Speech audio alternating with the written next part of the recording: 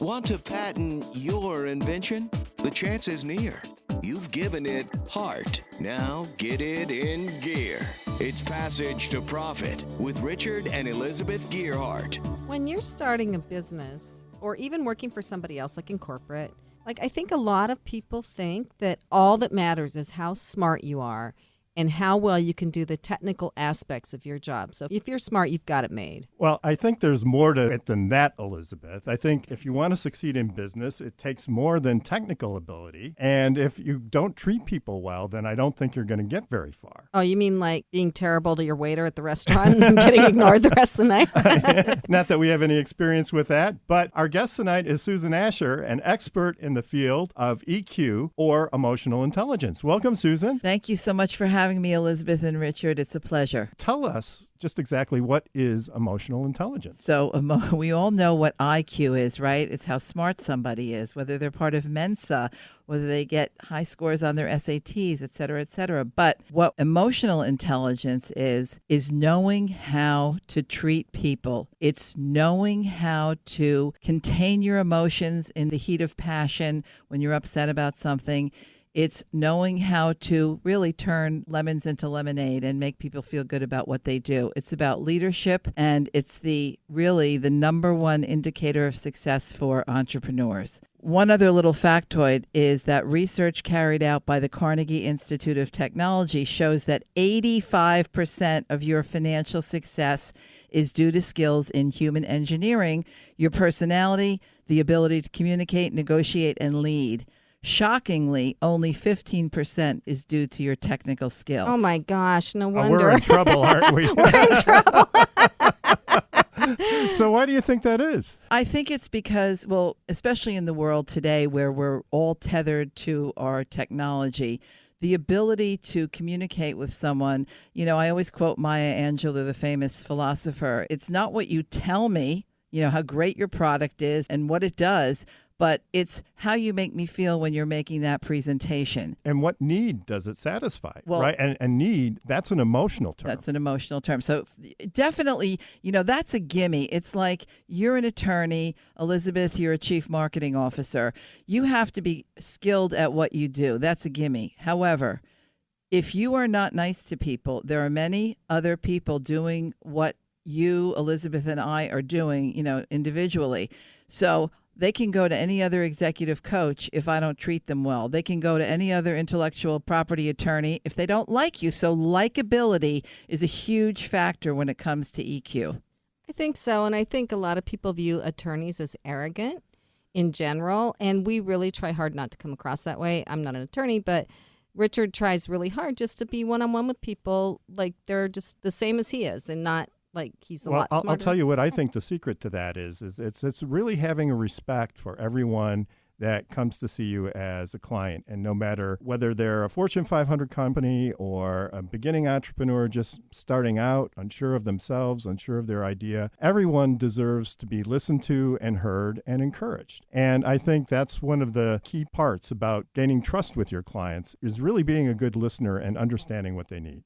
Absolutely. And again, I use the word likability. I do a lot of coaching and professional services, and accountants and lawyers in particular will think, well, I'm so good technically at what I do that, anybody's going to want to hire my firm because I'm a partner there and I'm just great at what I do. The reality is that our businesses, regardless of what we're doing, they are built on relationships. And we want to do business with people, A, who are qualified, but B, who like us and who we like and that we get along with and, as you said, have respect for. So how do you know if you have a high EQ or a low EQ? It's really hard to understand who you are and see yourself, right? How do you learn about this? So interesting. In my profession, when I'm working with a client within a corporation, very often they will ask for a 360 performance review. And what that does is the individual sets out who their stakeholders are. And stakeholders would be their superiors, their colleagues on their level. It could be their suppliers. It could be the people that work for them. Assessments get sent out to everyone. And when those assessments come back, we can see what the weaknesses are. And sometimes it's communication. Sometimes it could be bullying. It could be a number of things. Sometimes they come back great. But what these assessments look at are really 5 indicators in general. And I'm not talking that every assessment looks at these, but when we look at EQ, we are looking at improved self-awareness. We're looking at more effective communication. We're looking at control over your emotions. We're looking at identifying customer needs more effectively. And then finally, when your company goes from a solopreneur situation to one where you start to have people working for you, where you can unify your team through enhanced leadership. And that's the ability to read people, to know who has what strength where, we play to that, who has what weakness where, we downgrade that, and we look at something else that they are strong in. And that's really what emotional intelligence, it's not that hard, but it's huge in the corporate world. It's huge for entrepreneurs, because without that, you cannot forge the relationships that are going to help you build and grow your business. I have a question for you. Your first point, I think, is a very good one, and I think it's a very difficult one for pretty much everybody. And that is, how do other people see you and what you're doing? Like, if you tell somebody, oh, go away and leave me alone, some people will just laugh and say, okay, what's wrong? And some people will, like, want to cry. Certainly, that's really bad behavior, Elizabeth. If people talk like that, and they do, by the way. I mean, we should be treating people we talked about this, not the golden rule, do unto others as you would wish to have done to you, but do unto others as they would wish to have done to them. So that's knowing your people. And when you're a leader, you should know your people. You should take the time to know that Sarah may be very strong in time management, whereas Tom may be the more creative type, and he may need more coaching in that particular area. So that's really what EQ defines when it comes to any business person, and especially when you're starting a company. But if you don't have the 360, what can you do to kind of try to see how people react to you? Is there a way to read people's reactions that you found to be very powerful? What would you suggest? Well, first of all, I would suggest one-on-ones. And it's also, I'm working with someone right now where she is going to have a one-on-one with her superior who is always criticizing her, cannot find one thing that she does right, even though she is doing very well at her job and is up for a promotion. So this is just a boss that just doesn't understand that, riding someone like that is really not enhancing her performance. Maybe if she came at her and gave her some compliments, and we all know this, we all know that when someone compliments you, that you do better. Positive reinforcement definitely turns into positivity within the workplace.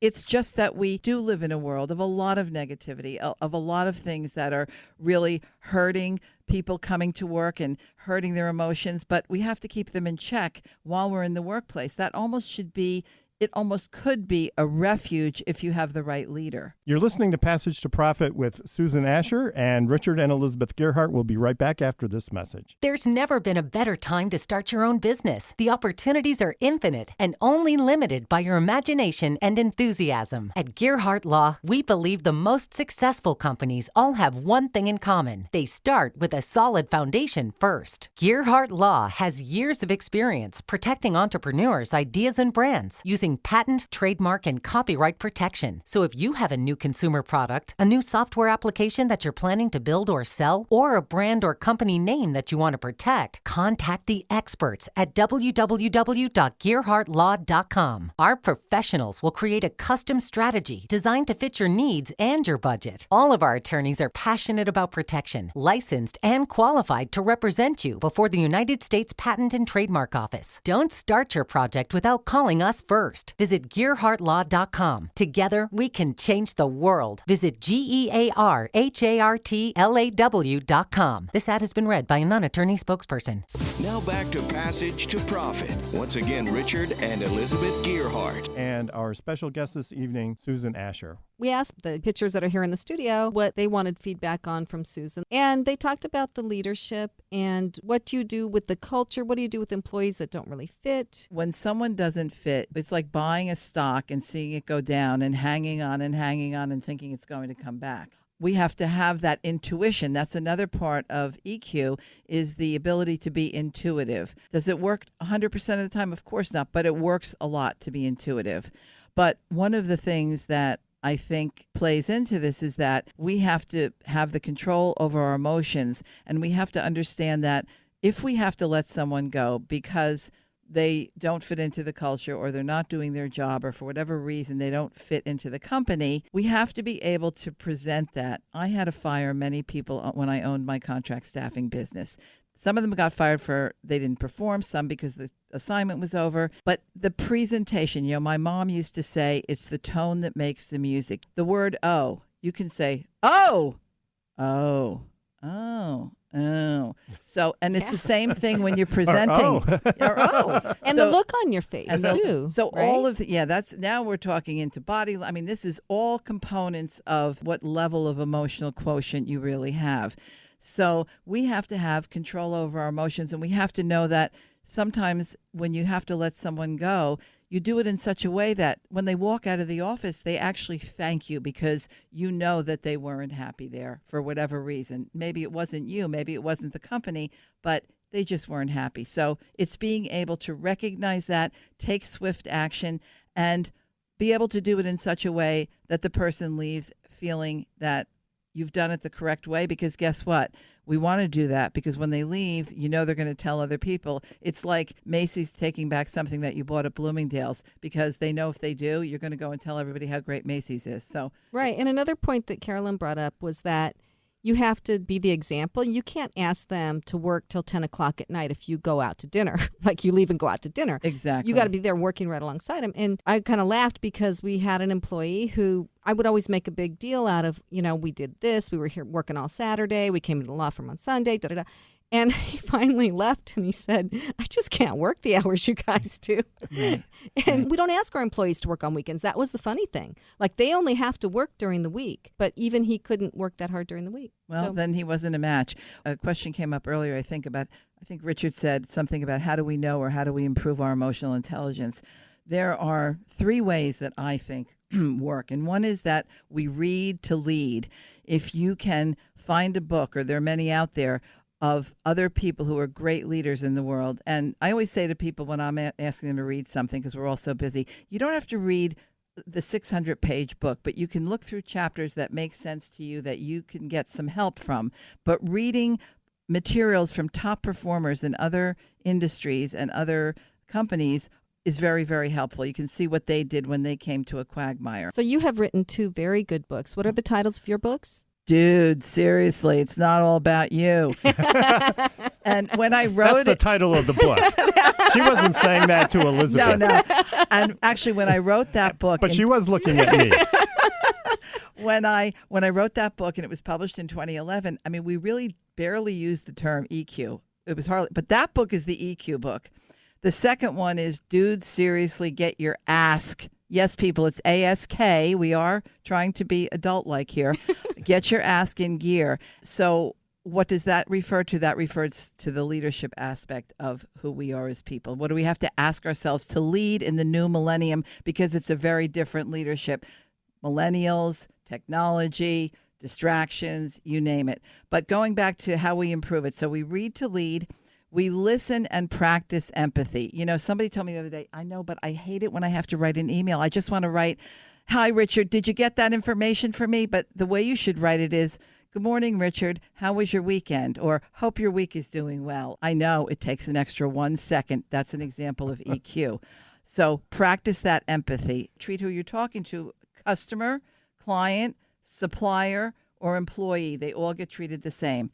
And finally, and this is not a pitch, but I know how helpful it is, find yourself a coach or a mentor. The problem with mentors is we don't generally pay them, so, you get what you pay for. But find yourself someone who can look at you and assess you objectively and tell you and show you what you need to be working on. Sounds like great advice.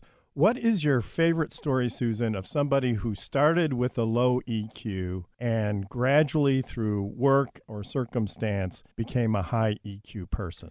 Yes, I did have a client like that, and he actually was from Russia.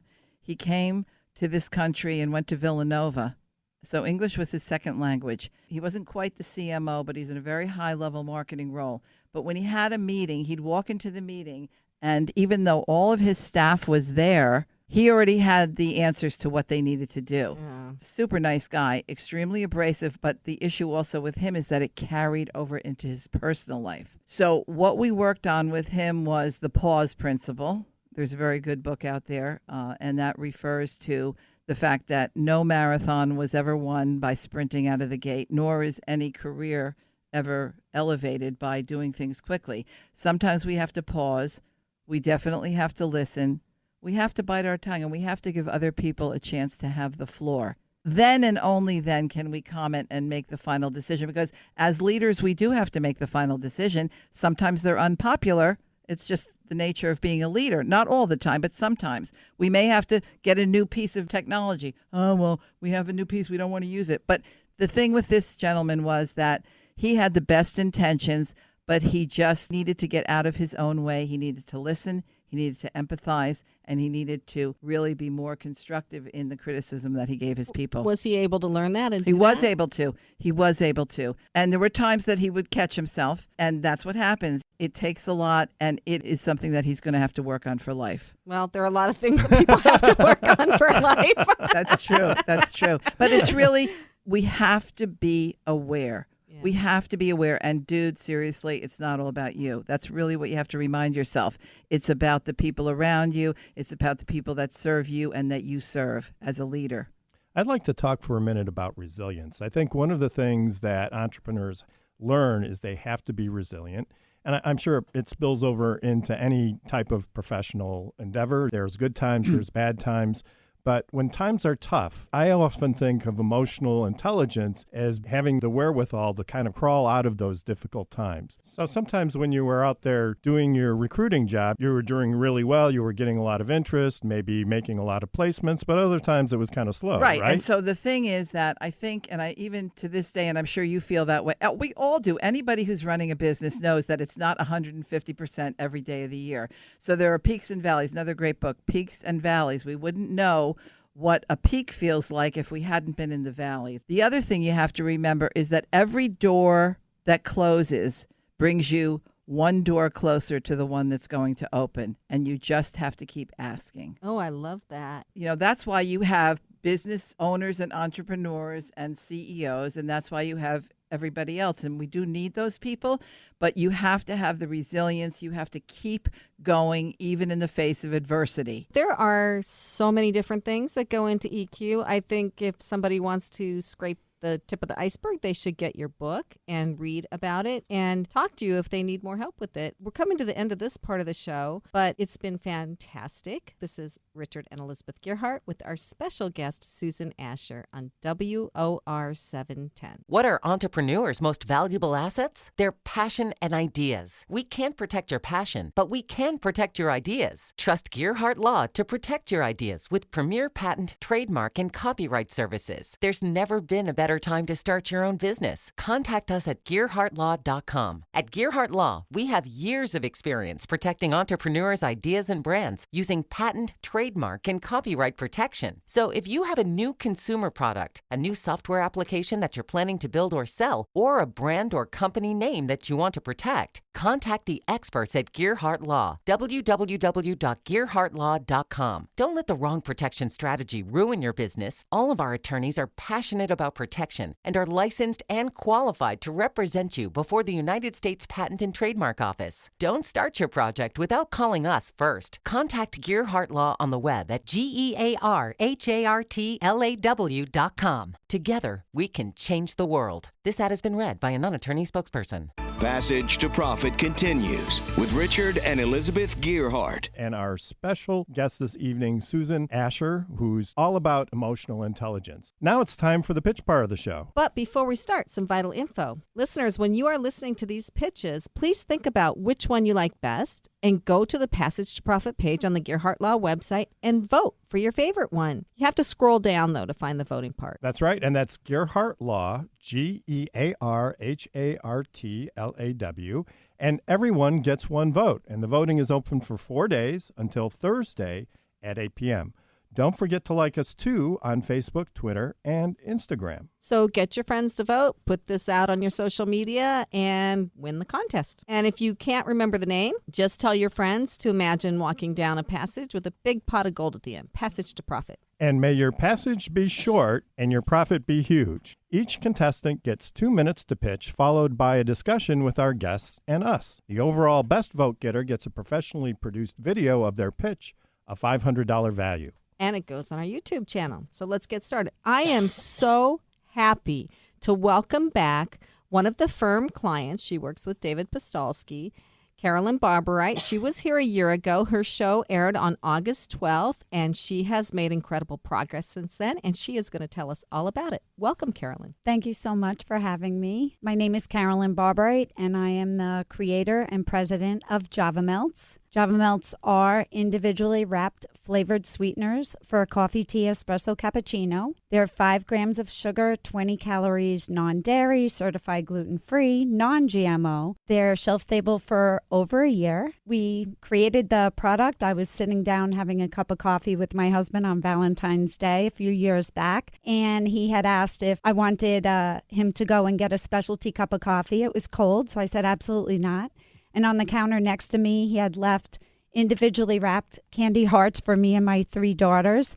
And I made the immediate connection. I had that aha moment. I said, oh my gosh, I have the craziest idea. Wouldn't it be incredible if I could pick up this candy, open it up, which is now Java Melts, and drop it into my coffee or tea and give it a stir, and it would taste special and delicious. So I've gone to market. Obviously, I was here last year. We do have a website, javamelts.com. I since then launched on Amazon, and I will be returning on QVC at the end of September for my second airing. I'm very excited about it. Wow, how many are you selling now? We've moved over 1 million units of Java Melts since the start, and I have a co-packer that works, very well with us. And as we grow, he is on board for mass growth. So it's super exciting. Wow, that's fantastic. So congratulations on your success. It's Thank you. So fantastic to hear about everything that you're doing. So what are you mentioned that you have plans to scale. How are you going to go about doing that? Well, when I originally thought of Java Melts, I knew, at the very beginning that I was going to have a plan to scale,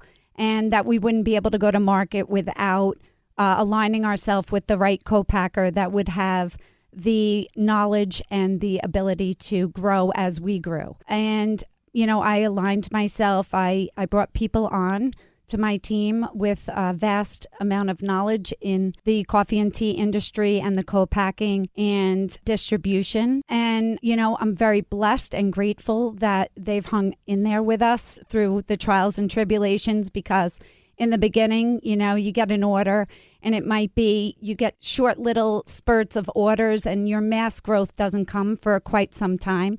I've worked, with potential customers for maybe a year and a half, and then they'll circle back. Ironically, that happened to me yesterday. And you just never know when the big orders will come.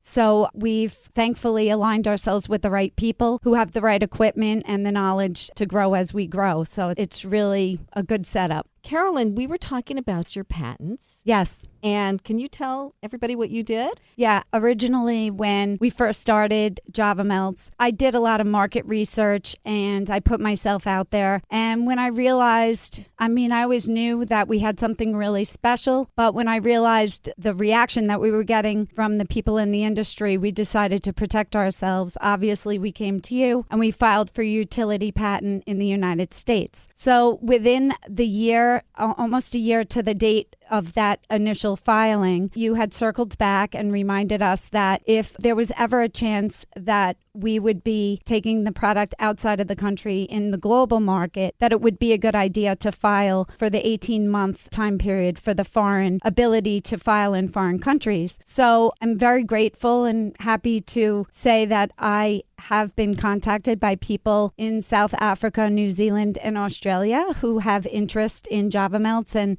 having distribution in those countries prior to you coming to me. So it was pretty much an easy easy decision for us to go ahead and file the appropriate documentation so that we can eventually, down the road, file the utility patent in the countries that we think might be interested. Carolyn, I just want to ask you this business about scaling a product like this. Can Yes. you go through that a little bit for us? Sure. So initially, again, with Java Melts, it's not like I was going to make 100 and stop, okay? We knew we were eventually going to have to make thousands, hundreds of thousands, millions, and billions eventually down the road. So because of that, I reached out. They have these amazing entrepreneur mentors at like Cornell, Penn State, and Rutgers University. So I found out about them.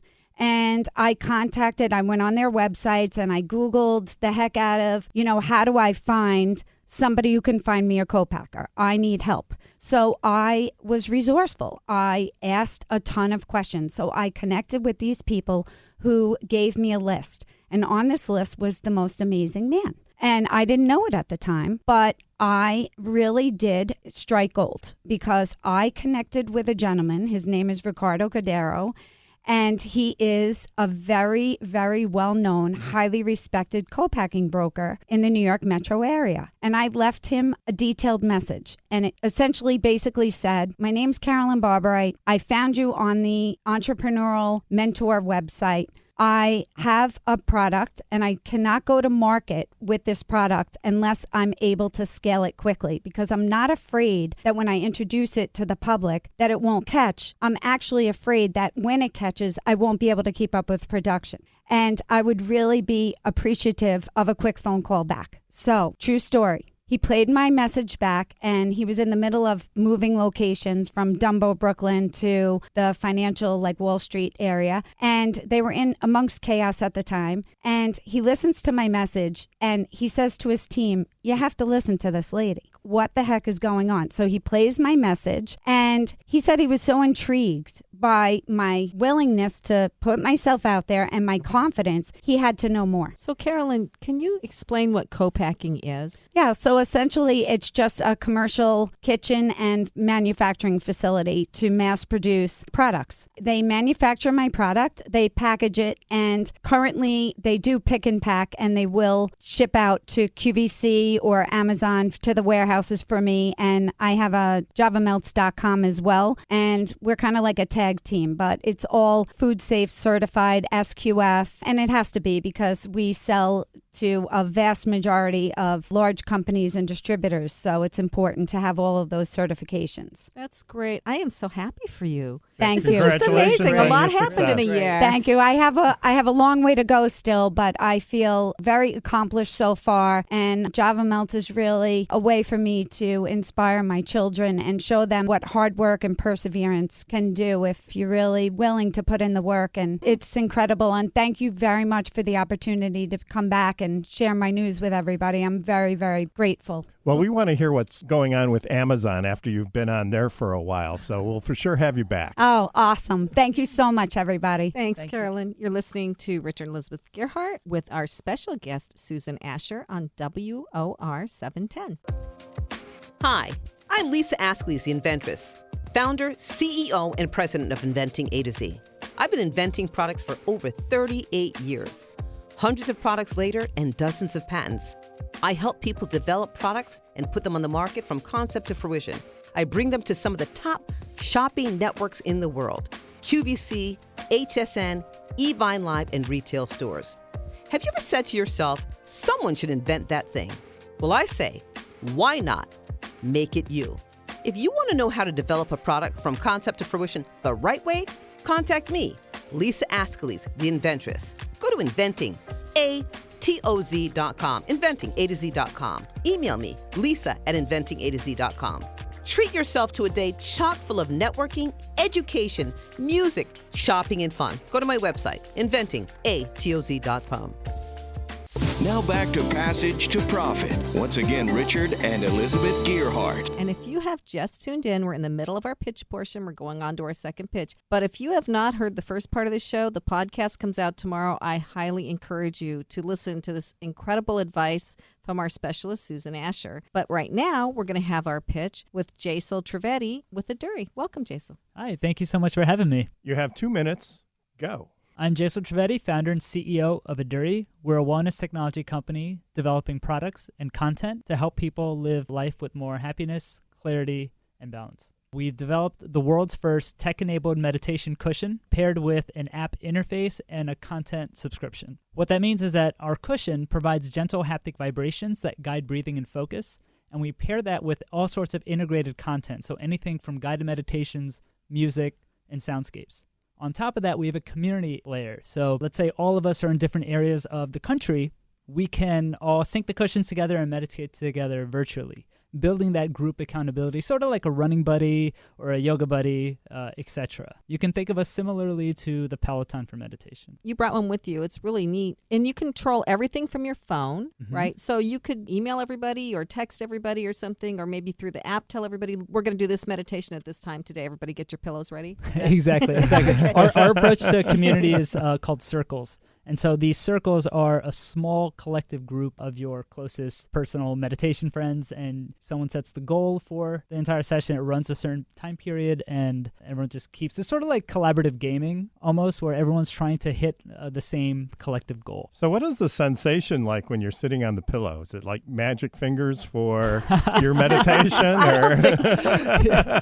So it's designed to be very subtle. We've taken apart so many different types of products that have vibration capabilities and just connected with as many sourcing manufacturers that create different types of vibration motors to really figure out what sort of hertz level and frequency and size and price that we should incorporate in this product. That's really great. I used to meditate a lot. I stopped because I wasn't getting any benefit from it, but maybe with the haptic pillow, I would get better results. But I do recall that there are some meditation groups that meditate on a global basis, and they do pick particular times when everybody sits together and meditates on the same mantras or the same things.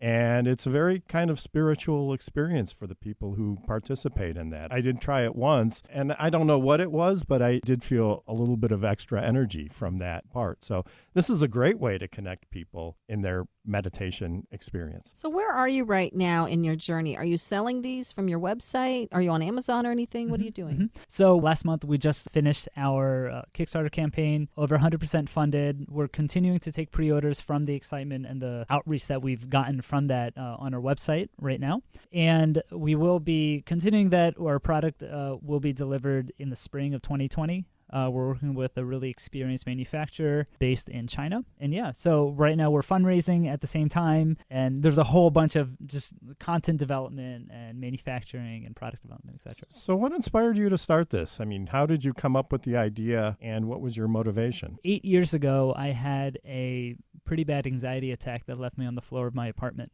And because of that, I took a leave of absence from work for a week. And from that point, one of my friends introduced me to his meditation teacher, thinking that that could be one way I could help manage my stress and anxiety.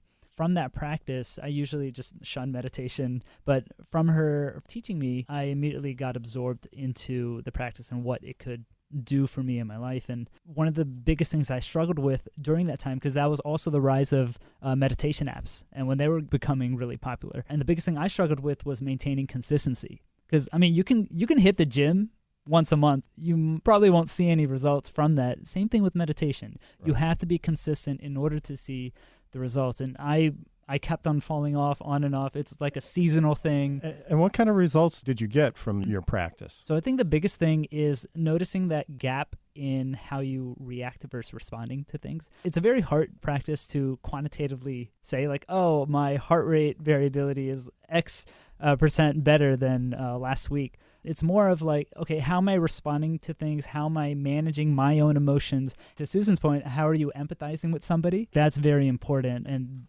meditation is a great practice to really learn to see things from other people's perspectives. But it's different for every person, right? I mean, different people have different experiences. They get different results. Right? Exactly. Everyone's life journey is totally different. Yeah. You know, it's interesting you say that. And we were talking earlier about emotional intelligence. So meditation obviously has helped you. And what you're looking to do is help other people to sort of pause and take that moment and build that awareness of their emotions and kind of keep them in check? I mean, so what else will that pillow do? Is it just that you're taking that time? Obviously, the vibrations, haptic. Do we know what haptic means? I just used that. Yes, I know it. Yes, it's like when touching people, right? Yeah.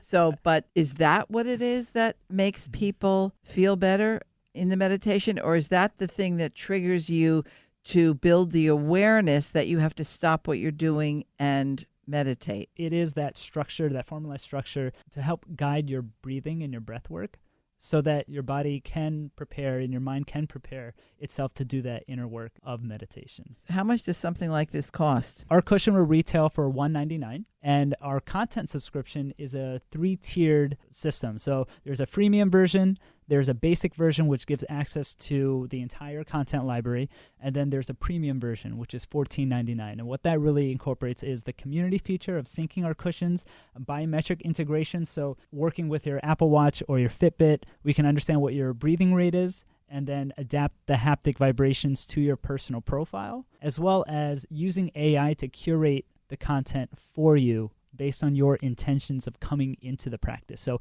let's say you're coming into the practice, you want a better management of your stress or your emotional intelligence or loving compassion. We can craft the narrative of your journey with that content around the teacher. My other question is, I know how you triggered this product that you developed, but what were you doing before then? Were you in technology? What were you doing? Yeah. What is your background? Yeah, so my background is in innovation and strategy consulting, media entrepreneurship, and mobile product management. I led the product team at one of the fastest growing, they're just on Inc.'s fastest growing companies this year, Blue Label Labs, one of the biggest mobile app development agencies in the country. Grew their product team from, I was their first hire, to about 10, 15 product managers at my time.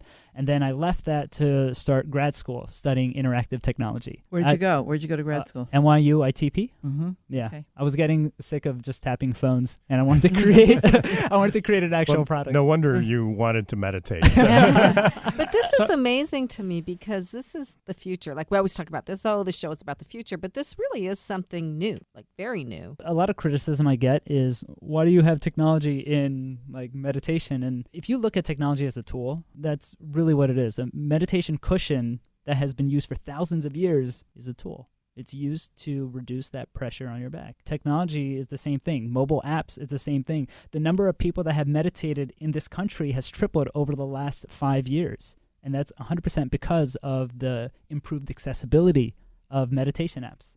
Now, what we're trying to do is go beyond accessibility and to actually deliver outcomes. That's where that physical, tangible, intimate relationship with the cushion actually comes into play. Where is it sold now? Where are you finding your biggest market for this? In terms of scaling, I think over the last year, we've been able to compile a really great team that come from industrial designers from industrial design houses, from Curran Rashid, West Elm, content producers from Equinox and SkyTing Yoga, Keen Home Branding. We've been able to really get some amazing rock stars on our team. Now, using that as a framework, it is really trying to figure out the right strategic partner. So with this Kickstarter, that was one of our main portals of how we've gotten. Well, yeah, I was going to ask, how did you get the financing? Did you have an angel investor? Yeah. So we actually raised about $150K last year from Rough Draft Ventures, the NYC Media Lab, and NYU Summer Launchpad. We went through their accelerators as well. We're currently fundraising our second pre-seed round right now, which is about halfway subscribed. And we've been getting a lot of interest from boutique hotels and wellness clubs and co-working spaces and companies. And so that is one avenue we've been getting interest from. Also working with insurance companies and being listed as a mental health product that could be helped to be subsidized by the employer. Interesting. As well. That's really interesting. And I think also, if I could just say, I think the fact that you outdid your goal on Kickstarter gives you a lot of credibility when you go looking for money or looking for customers for this, right? Exactly, yeah. So your website is Aduri.co. Leave the M off, it's .co. And if they want to find out more about you, they can go there, right? Yep. You are listening to Passage to Profit on WOR 710 with Richard and Elizabeth Gearhart and our special guest, Susan Ascher. We'll be right back. There's never been a better time to start your own business. The opportunities are infinite and only limited by your imagination and enthusiasm. At Gearhart Law, we believe the most successful companies all have one thing in common. They start with a solid foundation first. Gearhart Law has years of experience protecting entrepreneurs' ideas and brands using patent, trademark, and copyright protection. So if you have a new consumer product, a new software application that you're planning to build or sell, or a brand or company name that you want to protect, contact the experts at www.gearhartlaw.com. Our professionals will create a custom strategy designed to fit your needs and your budget. All of our attorneys are passionate about protection, licensed and qualified to represent you before the United States Patent and Trademark Office. Don't start your project without calling us first. Visit gearhartlaw.com. Together, we can change the world. Visit GEARHARTLAW.com. This ad has been read by a non-attorney spokesperson. Passage to Profit continues with Richard and Elizabeth Gearhart. And our special guest this evening, Susan Ascher. And if you're just tuning in, make sure you go to the Gearhart Law website. At the Passage to Profit page, you can hear the previous part of the show on our podcast, which will be posted tomorrow. And we have all sorts of great stories about entrepreneurism, information that you don't want to miss if you're an entrepreneur. But now we're on to our third and final pitch. Charisse Torres, also a client from Gearhart Law. Charisse, you have 2 minutes for your pitch. Go. Hello, my name is Charisse Torres. I am Dr. Elise Bourne Busby, and I'm Ethel Edwards. And together we invented Memory Ties, patented training shoelaces that remember. Tying shoelaces is a complex skill to master, especially for those who have special needs or difficulty with their fine motor skills. Individuals with poor fine motor skills often have challenges coordinating the movements to tie their own laces because of how easily traditional shoelaces flop over, which causes confusion and frustration. When frustration normally peaks, often families choose a no-tie solution, which doesn't teach the important skill of shoelace tying. And shoelace tying transfers over to being able to fasten clothing, footwear, and other things that we interact daily. Memory ties are made with revolutionary memory technology that allow them to remain where they're positioned longer than traditional shoelaces, virtually creating a roadmap before the learner's eyes. The memory properties provide learners with more time to plan their movements and the confidence to form loops that stay. Learners encounter less visual confusion, which eliminates the worry of losing their place and makes going from step to step much easier. This frustration-free shoelace tying experience helps with recalling the steps they learn while developing key fine motor skills. As a training tool, memory ties are perfect for shoe models, practice boards, and practice cards. And with each use, memory ties becomes more flexible, more pliable, feeling more and more like traditional shoelaces. This makes memory ties ideal for practicing and advancing shoelace tying skills before a learner transitions to traditional laces. They come in attractive, solid color choices and a red and yellow bicolor option that are laced on individual practice cards. They're manufactured by hand, by us, and therapeutic and educational benefits make them an easy choice for anyone wanting a secret weapon to developing shoelace tying skills. I wish I'd had those when I was growing up. I just want to tell you right now, I love the invention, but I gave up on tying my shoes a long time ago. I didn't really forget. It's just sometimes I have a little trouble bending over and tying. But no, it's great to have you on the show, Charisse. I remember it's been a few years since the first time we met at our offices in Summit, New Jersey. And I remember your enthusiasm for the product, and you were so excited about how this could really help a lot of people who have challenges. And I'm so proud to see that you've come so far on your entrepreneurial journey. And what's the name of your website? memorytieslace.com. So where did the idea first come from? Well, I'm an occupational therapist and I work with children with disabilities, children on the spectrum, autism spectrum disorder, that have motor disabilities. And one of the things for parents is that they would like their children to learn this skill so that they can participate in group sports and not be ostracized by having their parent tie their laces for them, so that they can have some normalcy and also fit in, which is a big part of, having children be included into particular sports groups or activities. The unique thing about your product is that the shoelaces actually can stand up straight pretty much by themselves, right? How did you accomplish that? Well, I came up with a formula of different adhesives, waxes, and fabrics, along with my aunt and mom. We all chimed in on what kinds of things would be useful, because wire was something we initially toyed with, but that's dangerous for children, and also it conducts electricity. Not a good You don't want idea. your kid to get zapped while they're practicing their shoelaces. So we had to think out of the box, and with my aunt's knowledge of fabrics and the way different materials move and work together, we created the composition, the inner composition, the core, that helps it have its rigidity and firmness. And why do you have different colors laces? Our bicolor option it's two-sided, has one yellow and one red, and this helps with children that confuse the laces. So they can take the red lace and the yellow and follow it visually, and it makes it easier for them to go from one step to the next. The other colors are children-friendly, and they allow for different options based on desire, choice, preference. The big question I've had for all of you today is this ability to scale. You mentioned that you, your mom, your aunt, you actually make these laces yourselves? Correct. Okay, so what happens when you get your first big order on Amazon for 1 million laces? Well, First of all, she goes out and has a party. celebration, absolutely. So scaling is something that we're definitely working towards. We're trying to develop the partnerships and networking with individuals that'll help us go down the route where we can buy the specialty equipment so that we can mass produce it and have it meet orders as such. We talked also earlier about your digital media strategy. Do you have one, or are you planning on one? Where is that? Because I think with the kind of product that you have here, and millennials and Xers with the children that they have, the age groups that we're talking about, you have a huge market for this, but how are you going to get to that market? How are people going to know about this? I think really targeting social media is going to be our go-to goal. We got some advice when we were talking earlier that doing some Instagram, some more videos, going on Facebook and things like that, getting people involved and just showing how they're actually using the tool with their parents, with their children. How about YouTube? Yes, YouTube. Absolutely. That's Okay. a good one for sure.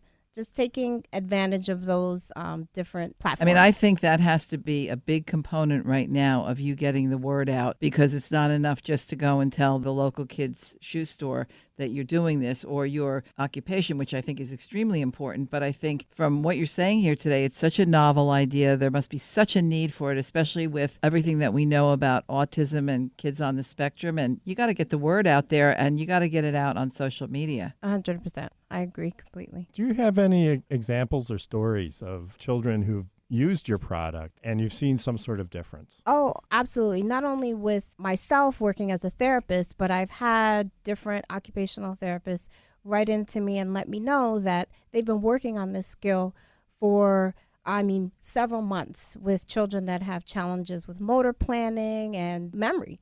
And when they used the bicolor memory ties, it cut down their learning time in half. So the child was able to actually go through the steps in that first 30-minute session and recall it the next time they came back. So I think it's a phenomenal product, and it's definitely going to impact the rate and the quality of how children learn shoelace tying. So do you, all three of you, want to keep making this yourselves, or would you want to license it to a shoe company? That's a good question. It's definitely something that we have to kind of discuss and think more about. But licensing would definitely be an option. It can definitely reach more people and more distributors and things like that for us. I think currently, because we're working so close, we just have to meet the right set of people to help us get to that next step. Yeah, they like to see proof of concept. So I think your idea of trying to slowly build the business and sell it, and maybe you could do a Kickstarter or something, and then maybe license it would work for you. Yeah, that sounds like a great idea. So do you make this product like in your kitchen? Is that where you where you boil the stuff and you throw the shoelaces in? Is that how it works? Yeah, well, we start in the kitchen because the formula has a heated component, and then we end in the living room where we're actually kind of creating the shoelace and creating the inner core and inserting it into the outer sheath. Well, that's a true entrepreneurial startup. You meet the definition right there. So have you sold some of these? Yes, we sell them at memorytizeslace.com. And we have a lot of different people buying from all over the country. And we're seeing a good response. But we definitely need to get the word out there more and share it with more and more people. I also might add, one of the things I'm thinking about is maybe there's a way that you can think about getting involved on a panel or as a speaking engagement, talking about your occupational therapy, and you'll excuse the pun, tying in. Oh, no, that was terrible. What does EQ say about that? No, but I think if you could you could pitch that in a very low-keyed way, somehow be on a panel.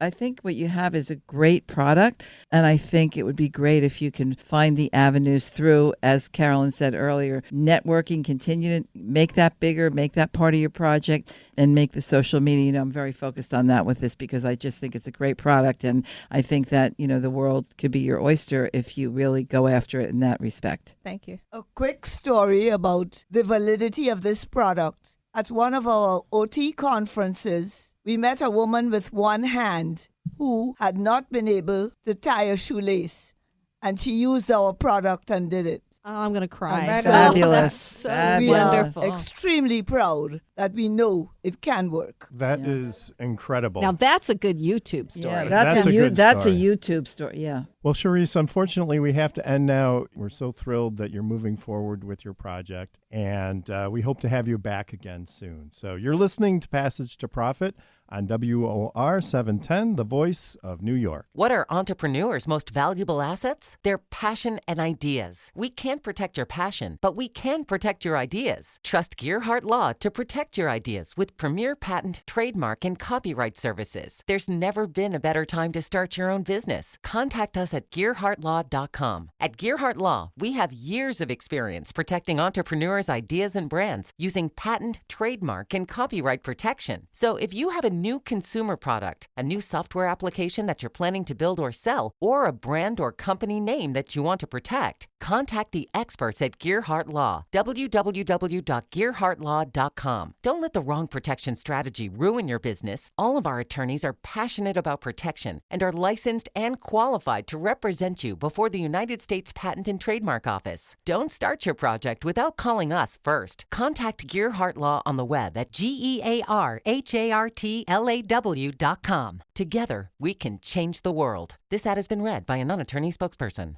Now more with Richard and Elizabeth. Passage to Profit. I love the different types of projects we get, the different people. I feel like it's a real slice of America and smart America. And smart America, and America with good EQ too, right?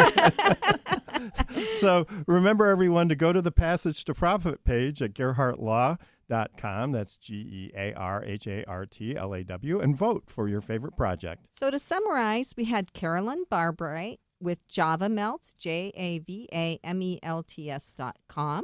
We had Jaisal Trivedi with Aduri.co, the meditation pillow, ADURI.co. And we had Charisse Torres with the Memory Laces, and her website is www.memorytiesLace.com. And our guest is Susan Ascher, Susan at SusanAscher.com. That's ASCHER.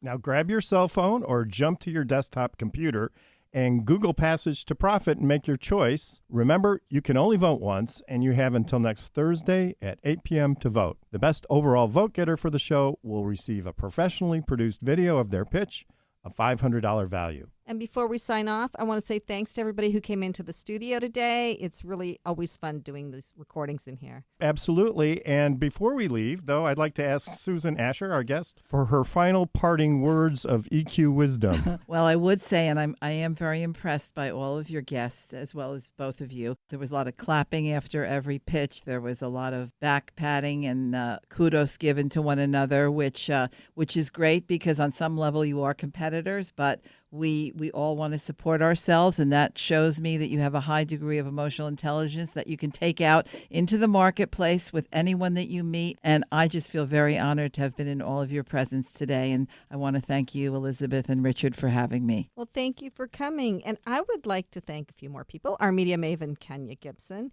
Our wonderful producer, Noah Fleischman, who comes running in and keeps us on track when we're bad. And Rob Barretts, who almost used the bat today, but did not. He did not. And Noah wears those tennis shoes for a reason. Yes. And the whole iHeart team. So don't forget to join us next week for another excellent speaker and another round of pitches. And listeners, you can start thinking about what your pitch will be. And don't forget to like us on Facebook, Instagram, and Twitter. This is Richard and Elizabeth Gearhart from Gearhart Law with Passage to Profit on WOR 710, the voice of New York.